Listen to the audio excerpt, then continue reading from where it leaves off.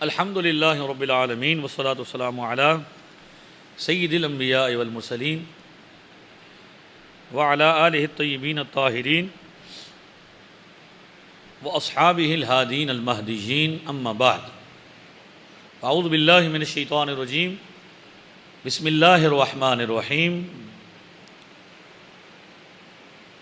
یا ایھا الذین آمنوا اتقوا اللہ وکونوا مع الصادقین یا ایھا الذین آمنوا اتقوا اللہ وکونوا مع الصادقین صدق اللہ العظیم۔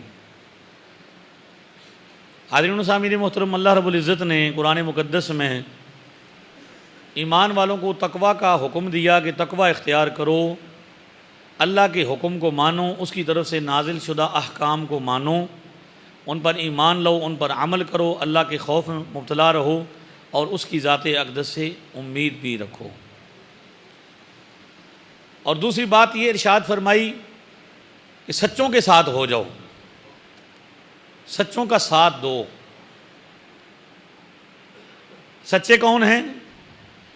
جنہیں قرآن مقدس نے انعام یافتہ قرار دیا، جن کے رستے پر چلنے کا حکم فرمایا، صراط الذین انعمت علیہم۔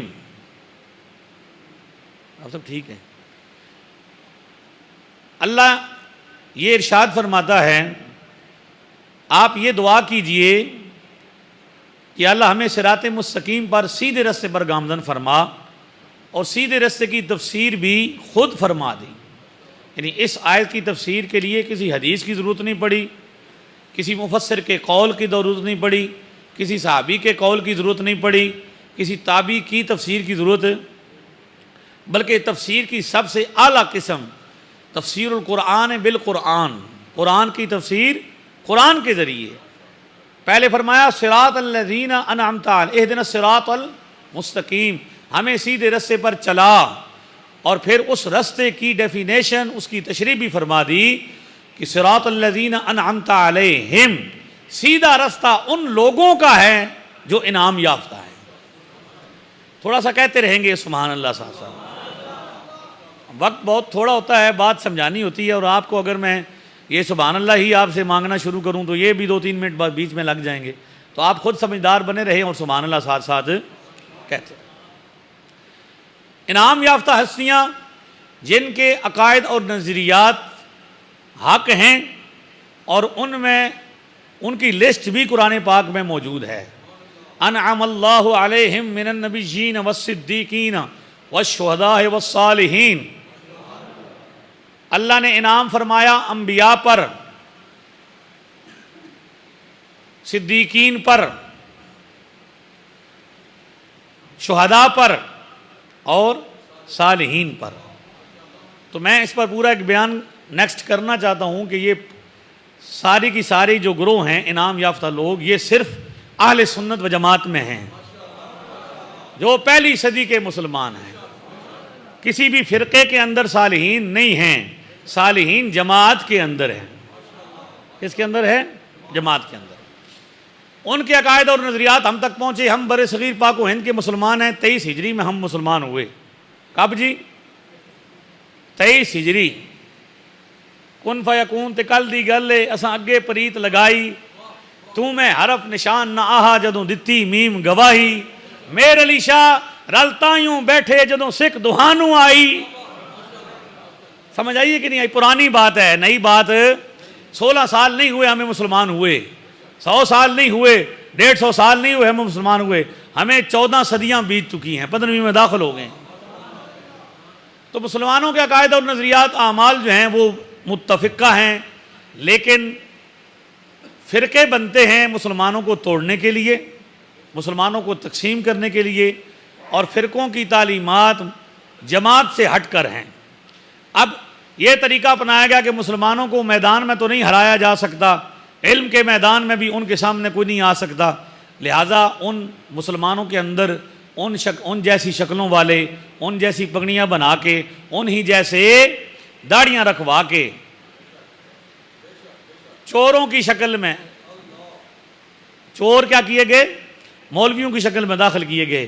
کہتے ہیں کہ کسی زمانے میں کسی بندے نے چوری کی، اور لوگوں نے اسے پکڑ لیا اور اسے مارنا شروع کر دیا. اسے مار رہے تھے تو وہ خاموش تھا. پھر اس کی داڑھی بھی تھی اس کے چہرے پر. کسی بندے نے دیکھا تو کسی بندے نے کہا کہ بھئی ہون تے مولویاں بھی چوریاں شروع کر دیتی ہیں. مولوی کے ہو گئے نے چور ہو گئے نے, یا داڑیاں لے کے ہو گئے نے چور ہو گئے.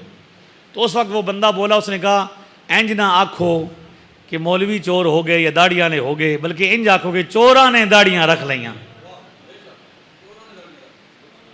کوئی نہیں سمجھ آ رہی. چوروں نے کیا کر لی ہیں؟ داڑیاں رکھ لی ہیں. اور وہ رہبر کی شکل میں بھیڑا وانگ حلیم دسیندیوں ذاتی دیا بگیاڑا لمے داڑے ویک محمد رب نہیں بھلن ہارا. بزرگوں نے تو نچوڑ نکال کے رکھ دی ہر بات کے. تو فرمایا کہ بھئی وہ آئیں گے, مختلف فتنے کریں گے, ہمارے محبوب ہمیں بتا کے گئے.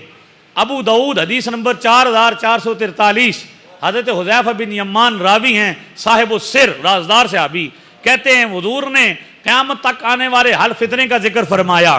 کون سا فتنہ ہوگا, اس فتنے کے بانی کا نام کیا ہوگا, اس فتنے کے بانی کے باپ کا نام کیا ہوگا, اس فتنے کے بانی کے قبیلے کون سا ہوگا, اور اس کے ساتھ چلنے والے بندوں کی تعداد کتنی ہوگی.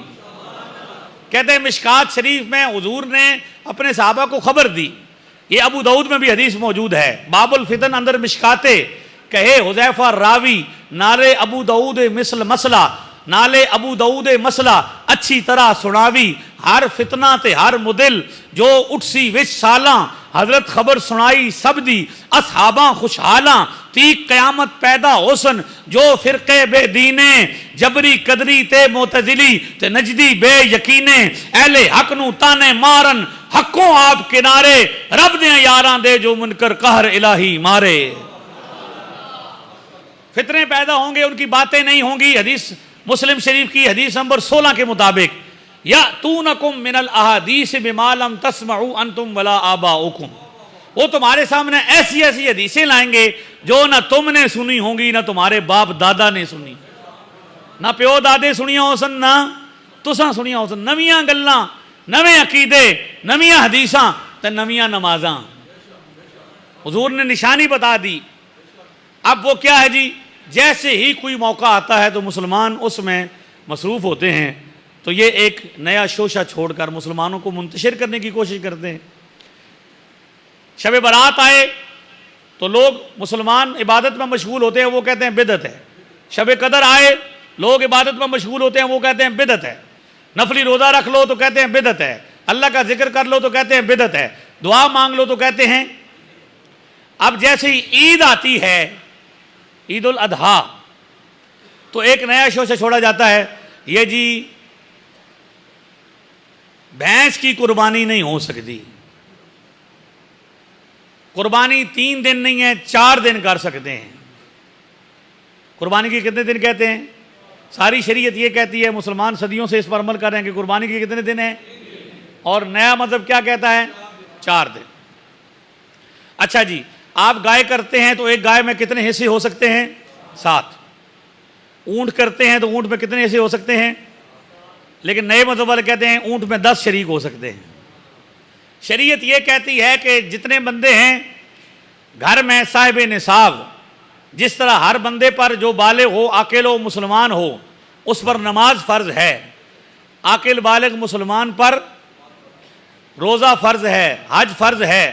اسی طرح عاقل بالغ مسلمان پر صاحب نصاب پر جس طرح زکوٰۃ فرض ہے, اسی طرح عاقل بالغ مسلمان پر کیا ہے جی, صاحب نصاب پر قربانی بھی واجب ہے.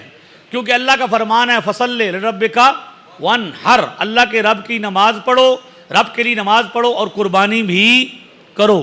تو قربانی کرنے کا حکم اللہ نے دیا ہے, تو جس بات کا اللہ حکم دے وہ واجب نہیں ہوتا.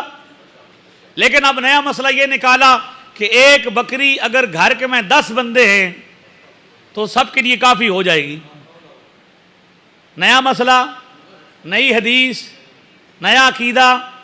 اسی آپ بھی پرانے, ساڑھے مسئلے بھی پرانے, ساڑھیاں نمازاں بھی پرانیاں, ساڑھے عقیدے بھی پرانے. سبحان اللہ اس درجے دی نہیں ہوندی پئی. بات سمجھ آئی ہے؟ یہ نئے نئے مسئلے، اور اب تو ایک نیا مسئلہ بالکل جدید آیا ہے، نیا نیا ہے۔ چھوٹے مرزا صاحب نے وڈا شوشہ چھوڑا ہے کہ قربانی اگر 2 دن پہلے بھی کر لو تو قربانی ہو جاتی ہے۔ چھوٹی عید پہ چھوٹے مرزا صاحب نے چھوٹا سا شوشہ چھوڑا، کیا کہا کہ اگر عید الاضحیٰ آ جائے جمعۃ المبارک والے دن تو جمعے کی چھٹی۔ اب کہتے ہیں کہ اگر کسی نے جانور خریدا اور جانور بدک گیا، بھاگ گیا، گاڑی کے نیچے آ گیا، پل سے نیچے گر گیا، زخمی ہو گیا، بچنے کے چانس کوئی نہیں، تو اس کو کیا کرو؟ ذبح کر دو، قربانی ہو جائے گی۔ گوشت کے 3 حصے کرو اور گوشت کو فریج میں رکھ لو، پہلے نہ تقسیم کرو بلکہ قربانی والے دن تقسیم کر دو، قربانی ہو جائے گی۔ مزہ آیا جے؟ ہلے بھی بندے آتے ہیں بھائی تسی انہاں نام نہ لو، ساڑھے بندے نو بھار پیندا بڑا، بھائی چھوٹے مرزا صاحب کا نام کیوں لیتے ہیں؟ میں نے کہا اسی تو لینا جے تمہیں تکلیف ہوندی ہے تو ہوندی رہے، کسے دا اگر کوئی رشتہ ہے وہ نال تو رکھے، ساڈا تو کوئی رشتہ نہیں۔ سمجھ آئی کہ نہیں آئی؟ بھائی وہ شریعت کے بدلنے میں مصروف ہیں، وہ شریعت کے ساتھ ٹکرا رہے ہیں، وہ بزرگوں کو گالیاں دے رہے ہیں، ان کی گالیاں بھی آپ کو برداشت ہے، ہمارا جواب بھی نہیں برداشت ہوتا آپ کو۔ ہم گالی نکالیں، ہم ممبر کا تقدس پامال کریں، ہم غلط زبان استعمال کریں، ہم بدتمیزی کریں، ہم بد اخلاقی کریں، آپ ہمیں روک سکتے ہیں کہ ممبر پہ بیٹھیں آپ غلط بات کر رہے ہیں، لیکن اگر ہم مسئلہ بیان کریں تو آپ کو کوئی جرأت نہیں کہ آپ منع کریں کسی۔ چھوٹے مرزا صاحب کہتے ہیں بڑا شوشہ چھوڑتے ہوئے کہ کیا کریں جی، 2 دن پہلے بھی قربانی ہو سکتی ہے۔ دلیل کے طور پر السنن الکبریٰ امام بیہقی کی، اس میں حدیث پیش کی حضرت عبداللہ بن زبیر کا قول کہ ان کے سامنے قربانی کے جانور لائے گئے تو ان میں ایک اونٹنی کانی تھی، اس کی آنکھ کیا تھی؟ کانی تھی۔ تو حضرت عبداللہ بن زبیر نے کہا کہ اگر یہ خریدنے سے پہلے عیب پیدا ہوا ہے تو اس کو بدلو، اور اگر خریدنے کے بعد عیب پیدا ہوا ہے تو اس کو، یہ دلیل بتا رہے ہیں۔ مصنف عبد الرزاق سے امام زہری کا فتویٰ کہ اگر کوئی بکری بیمار ہو جائے، جانور بیمار ہو جائے تو اس کو کیا کرو؟ اس کو ذبح کر دو، یعنی اس کی قربانی ہو جائے گی۔ چھوٹے مرزا صاحب سے یہ کہنا ہے ہمارا کہ آپ نے جو 2 روایات، ایک صحابی کا قول پیش کیا اور ایک تابعی کا قول پیش کیا، اس میں تو اتنی بات ہے کہ اگر عیب پیدا ہو جائے تو بھئی عیب کا درجہ کیا ہوگا یہ تو مسئلہ تفصیلی ہے کہ ابو داؤد کے اندر وہ روایت ہے جس میں حضور نے فرمایا کہ 3 قسم کے جانوروں کی قربانی نہیں ہوتی: ایسا اندھا جس کا اندھا پن ظاہر ہو، ایسا بیمار جس کی بیماری ظاہر ہو، ایسا لنگڑا جس کا لنگڑا پن ظاہر ہو، اس کی قربانی۔ لہذا حضرت عبداللہ بن زبیر اور امام زہری کے قول کا مطلب یہی ہے کہ اگر کانا ہے تو تھوڑا بہت کانا ہے تو لگ جائے گا، اور اگر بیمار ہے تو تھوڑا بہت بیمار ہے تو لگ جائے گا، یہی مطلب ہے۔ اس سے یہ کب ثابت ہوتا ہے کہ 2 دن پہلے ذبح کر دو؟ نہیں سمجھ آئی؟ مسئلہ نیا ہے کہ نہیں ہے کہ جانور زخمی ہو جائے تو 2 دن پہلے ذبح کر دو، اور کہنا یہ چاہتے ہیں کہ بھئی آپ فریج میں گوشت رکھ لیں، ورنہ تو یہ دل کر رہا تھا کہ بھئی پہلے ہی قربانی کا گوشت تقسیم کر دیں، لیکن ڈر تھا کہ بھئی اگر 2 دن پہلے ہمارا کوئی منہ بولا شاگرد گوشت لے کے گیا کہ جناب علی 2 دن رہنے لیکن اسا قربانی کر دیتی ہے تو قربانی نہ گوشت لو، تو پھر بندہ جڑا ہے نا وہ بغیر خدمت تو گھروں واپس نہیں جان دے لگا، اس لیے کہا کہ بھئی قربانی 2 دن پہلے ذبح کر لو۔ اوہ حیران سے ہو کے بھی سبحان اللہ کہا جا سکتا ہے، 2 دن پہلے قربانی کر لو اور قربانی کا گوشت کب تقسیم کر دو؟ جبکہ حدیث پاک میں نبی پاک نے، صحیح بخاری میں روایت ہے، حضور نے ارشاد فرمایا کہ جس نے قربانی عید سے پہلے کر لی اس کی قربانی نہیں ہوتی۔ نبی پاک کے فرمان کے مقابلے میں اپنی بات کی، حضور کے فرمان کے مقابلے میں نئی بات کی، لہذا ان فتنوں سے بچنا بڑا ضروری ہے۔ انہی مسئلوں میں سے ایک مسئلہ یہ بھی بیان کیا جاتا ہے کہ بھینس کی قربانی نہیں ہوتی۔ اچھا عجب بات ہے کہ بھینس کا گوشت سارا سال کھایا جاتا ہے، بھینس کا دودھ سارا سال پیا جاتا، سارے پیتے ہیں، لیکن قربانی کی باری آتی ہے تو کہتے ہیں کہ نہیں ہوتی۔ جبکہ گھوڑے کا گوشت سارا سال نہیں کھایا جاتا، گھوڑی کا دودھ کبھی بھی نہیں پیا جاتا، لیکن گھوڑا حلال ہے، گھوڑے کی ہو جاتی ہے۔ مزہ آیا جی کہ بھینس کی نہیں ہوتی لیکن گھوڑے کی ہو جاتی ہے۔ بیڑا وانگ حلیم دسینیوں ذاتی دیا پگیاڑا۔ نبی پاک علیہ الصلوۃ والسلام کی فرامین کے ساتھ کھلواڑ کرنے والوں کہتے ہیں جی بھائی بھینس کی قربانی نہیں ہوتی، تو کیوں نہیں ہوتی؟ کہ حضور سے ثابت نہیں۔ تو بھائی حضور سے کرنا ثابت نہیں اس لیے کہ یہ تو جانور ہی عرب کا نہیں تھا۔ بھینس تو گجرا آندھی اتنے، مجھ کون لے کے آئے؟ بھائی گجر لے کے آئے، تو وہ علاقہ عرب دسی، ادھر تو مجھ ہے ہی نہیں سی، لہذا جدوں مجھ نہیں سی تو پھر حضور کرنی کیویں سی؟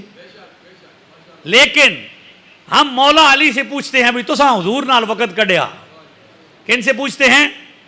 حضرت مولا علی سے، جو حضور کے داماد ہیں، تاجدار حل عطا ہیں، شیر خدا ہیں، مشکل کشا ہیں، اہل نظر کی آنکھ کا تارا علی علی، اہل وفا کے دل کا سہارا علی علی، اعظم یہ مغفرت کی سند ہے ہمارے پاس، ہم ہیں علی کے اور ہمارا علی۔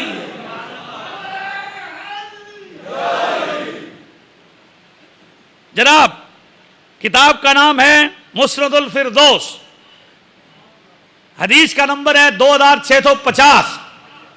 مولا علی سے پوچھا گیا کہ بھینس میں کتنے بندے شریک ہو سکتے ہیں، کیونکہ اس زمانے تک بھینس آ گئی تھی، گجر عراق والے پاس ابھی پہنچ گئے سن، تو بھینس پہنچ گئی سی، لہذا حضور نے حضرت مولا علی سے جب فتویٰ لیا گیا تو مولا نے فرمایا الجاموس تجزو عن سبعۃ فی الاضحیہ، قربانی میں بھینس میں 7 بندے شریک ہو سکتے ہیں۔ ابن ابی شیبہ حدیث نمبر ہے 10,848، الموطا امام مالک حدیث نمبر ہے 673۔ ان دونوں روایتوں میں ہے کہ جہاں پہ جو ہے گائے کی قربانی اور گائے کی زکوٰۃ کا جو حکم ہے وہی بھینس کی زکوٰۃ کا حکم ہے، کیونکہ بھینس گائے کی ایک قسم ہے۔ سمجھ آ گئی ہے؟ اور اللہ رب العزت نے ارشاد فرمایا کہ ہم نے تمہارے لیے کیا کیا، وَلِكُلِّ أُمَّةٍ جَعَلْنَا مَنْسَكًا لِيَذْكُرَ اسْمَ اللَّهِ عَلَىٰ مَا رَزَقَهُم مِّنَ بَهِيمَةِ الْأَنْعَامِ۔ اللہ نے قربانی کا حکم دیا ان جانوروں کا جو 4 پاؤں پر چلنے والے ہیں، تو بھینس بہیمت الانعام کے اندر شامل ہے، پالتو جانور ہے، گائے کی قسم ہے، لہذا اس کی قربانی ہو سکتی ہے۔ کیا ہو سکتی ہے؟ ہاں جی قربانی ہو سکتی ہے۔ چھوٹے مرزا صاحب نے اپنا لچ تلا اور کہتے ہیں او بھائی بھینس کی نہیں ہوتی، کٹے کی ہوتی ہے۔ میں نے کہا تسی نواں کٹا کھولنا چاہتے ہو؟ بھینس اگر ایک جانور قربان ہے جائز ہے تو کٹا ہو یا بھینس ہو تو ایک ہی بات ہے، جیسے بکرے کی بھی ہو جاتی ہے اور بکری کی بھی ہو جاتی ہے۔ آپ کو سمجھ آئی ہے کہ نہیں آئی؟ لہذا آپ اس بات پر غور کیجئے کہ عید الاضحیٰ آئے یا عید الفطر آئے، نئے نئے فتنے، نئے نئے مسئلے آتے ہیں، اور ہماری شرعی ذمہ داری ہے ہم نے قیامت والے دن آگ کی لگام نہیں پہننی۔ تو آڑے کو سن نہیں ڈر لگتا، سن خدا کو ڈر لگتا۔ ہاں جی سائیاں دا حیا وے، خدا دے مقابلے چ، رسول دے مقابلے چ کسے دا کوئی حیا نہیں، کیونکہ رب کا فرمان ہے، رسول کا فرمان ہے کہ جب حق بیان کرنے کی باری آئے تو عالم دین کو حق بیان کرنا چاہیے۔ لہذا گائے کی قربانی بھی ہو سکتی ہے۔ 3 دن پہلے اگلا جمعہ اگر آیا تو میں ان مسائل پر بھی بات کروں گا۔ ایک اونٹ میں بندے 7 شریک ہو سکتے ہیں، اور ایک بکری پورے گھر والوں کو کافی۔ جامع ترمذی میں حضور نے فرمایا ایک بکری ایک بندے کو کافی ہے۔ اور ایک حدیث میں ایک صحابی نے پوچھا یا رسول اللہ صلی اللہ علیہ وسلم، میں نے اونٹ اپنے اوپر منت مانی تھی، میرے اوپر اونٹ کی ذمہ داری تھی، میں نے اونٹ واجب کیا تھا، لیکن اونٹ کی قربانی مجھے نہیں مل رہی، تو میں کیا کروں؟ تو حضور علیہ السلام نے اسے 7 بکریاں ذبح کرنے کا حکم دیا۔ تو اگر یہ مسئلہ مان لیا جائے جو یہ کرتے ہیں کہ ایک بکری سب کی طرف سے کافی ہے، اگر گھر میں 10 بندے بھی ہیں تو ایک گائے تو پھر 70 بندے کو کافی ہو جانی چاہیے۔ گائے کتنے کو کافی ہو جانی چاہیے؟ 7 بندے ہو سکتے ہیں نا۔ تو اگر 10 بندے ہوں گھر میں یعنی ایک بندہ جو ہے وہ کیا، وہ 7، تو 7 کو آپ کیا کریں، تو 60-70 بندہ صرف گائے میں شریک ہو سکتا ہے، ایسا مسئلہ کوئی بتاتا ہے؟ حضور نے حضرت فاطمہ کو الگ حکم دیا، حضرت مولا علی کو الگ حکم دیا، دونوں الگ الگ قربانی کیا کرتے تھے، اور ایک بندے کی قربانی سارے گھر والوں کو کافی ہے۔ اس کا مطلب یہ 2 ہیں علماء نے جو بیان کیا۔ ایک مطلب یہ ہے کہ بھئی ایک بکری کی قربانی کا گوشت سارے گھر والوں کو کافی ہو جاتا ہے، اور ایک مطلب یہ ہے کہ ایک بکری کی قربانی سارے گھر والوں کو اس کا ثواب کافی ہو جاتا ہے۔ وہ ان پر کہ اس زمانے میں لوگوں پر قربانیاں واجب نہیں ہوتی تھی، غربت کا دور تھا، تو ایک ہی بندہ قربانی کرتا تھا، سارے گھر والے کیا کرتے تھے، کھا لیتے تھے۔ لیکن سب پر واجب ہو تو سب کریں گے، کیونکہ حضور نے سب کو قربانی کرنے کا حکم، خود بھی حضور 2 قربانیاں کرتے تھے، ایک اپنی طرف سے اور ساری امت کی طرف سے۔ تو اگر یہ مان لیا جائے تو ایک قربانی حضور ساری امت کی طرف سے کر دیتے تھے، اب تو امت کو بھی ضرورت کو نہ پڑی۔ اگر یہ مسئلہ مان لیا جائے تو وہ ثواب کی بات ہے کہ حضور ساری امت کو اس کا کیا کرتے تھے، ثواب پہنچاتے تھے۔ ایک بکری یا ایک بکرا یا ایک دمبا، اس میں ایک بندہ ہی شریک ہوگا جس پر واجب ہے، اور اگر گھر میں 7 بندے ہیں اور 7 پر قربانی واجب ہے، صاحب نصاب ہیں، تو پھر 7 کو قربانی کرنی پڑے گی۔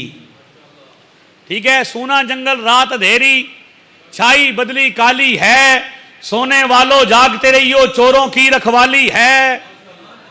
یہ نئے نئے مسئلے بیان کرنے والے، جن چوروں نے داڑیاں رکھ لیں اور وہ آپ کے عقائد پر حملہ آور ہیں، ان سے خود بھی بچنا ہے اور اپنے بچوں کو بھی۔ سونا جنگل رات اندھیری، چھائی بدلی کالی ہے، سونے والوں جاگتے رہیو چوروں کی رکھوالی ہے۔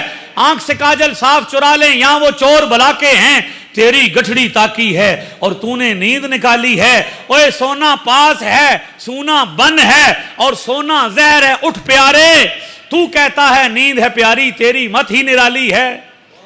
رستہ صاف شریعت والا، رستہ صاف شریعت والا، اور نہ جانو کوئی، اوہ کرے شفاعت اساڈی، تائیوں ملسی ڈھوئی۔ ایمان سب سے قیمتی متاع ہے، ایمان کی حفاظت کیجئے، ایمان پر پختہ رہیے، ایمان سب سے قیمتی متاع ہے۔ اس لیے میاں صاحب نے کہا بھائی پانی پرن پنیاریاں تے ونو ون کڑے تے پریا اس دا جانیے جس دا توڑ چڑے، در مرشد دا چھڈی ناہی نہیں تے ہو جاویں گا روگی، جیڑی بکری اجڑوں نکھڑی او پگیاڑاں جوگی۔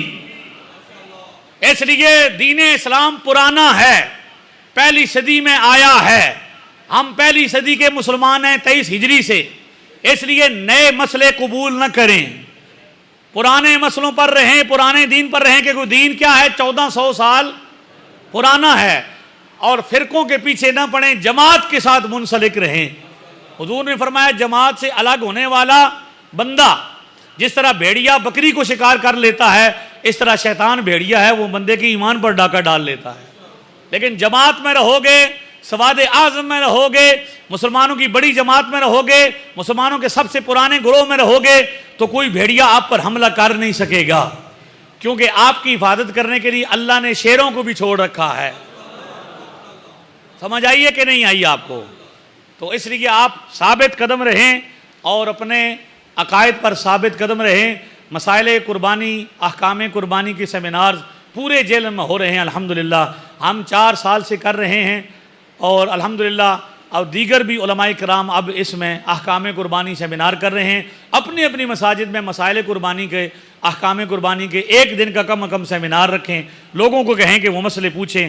اسی سلسلے میں ایک عظیم الشان حلقہ احکام قربانی یہ جو ہو رہا ہے 15 مئی یعنی آج ہی ہے، جمعہ المبارک کے بعد، نماز مغرب کے بعد جامع مسجد رحمت للعالمین میں بزم فروغ اسلام کے تحت یہ ہو رہا ہے۔ اس کے آخر میں سوال و جواب کی نشست بھی ہوگی، اور دیگر مقامات پر بھی 21 تاریخ کو میں وہاں پہ بیان کروں گا چیچیاں مسجد میں، اس میں بھی احکام قربانی سیمینار ہے، آپ اس میں بھی ضرور شرکت فرمائیے، سوال و جواب کی نشست ہوگی انشاءاللہ۔ جلد ہی مرکزی دارالعلوم میں بھی احکام قربانی سیمینار ہوگا۔